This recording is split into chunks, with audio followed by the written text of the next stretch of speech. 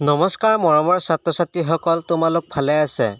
মোৰ নতুন অসমীয়া ইনফৰমেশ্যন চেনেলটোলৈ তোমালোকক স্বাগতম জনাইছোঁ।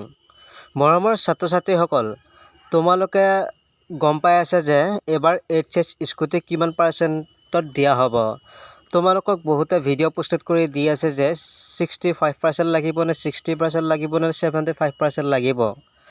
তোমালোকক মই কওঁ যে তোমালোকক 60%, 75% কোনো নটিচ ওলোৱা নাই চৰকাৰৰ তৰফৰ পৰা, আৰু যেতিয়া তোমালোকৰ নটিচ ওলাব তেতিয়া তোমালোকক মই জনাই দিম যে কিমান পাৰ্চেণ্টেজত তোমালোকক স্কুটি প্ৰদান কৰিব।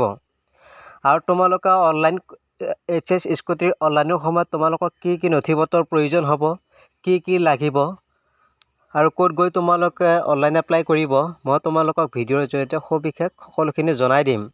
তোমালোকে চিন্তা নকৰিব। আৰু বহুতে ভিডিঅ' প্ৰস্তুত কৰি আছে 60% লাগিব, 65% লাগিব, 75% লাগিব, সেইবিলাক সকলোবোৰ মিছা।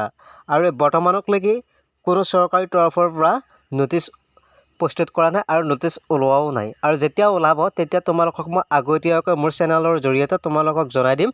তোমালোকে গম পাব। আৰু লগতে তোমালোকে অনলাইনৰ কি পদ্ধতি কৰিব লাগিব, কেনেকৈ কৰিব লাগিব, মই তোমালোকক ভিডিঅ'ৰ জৰিয়তে সকলোখিনি জনাই দিম।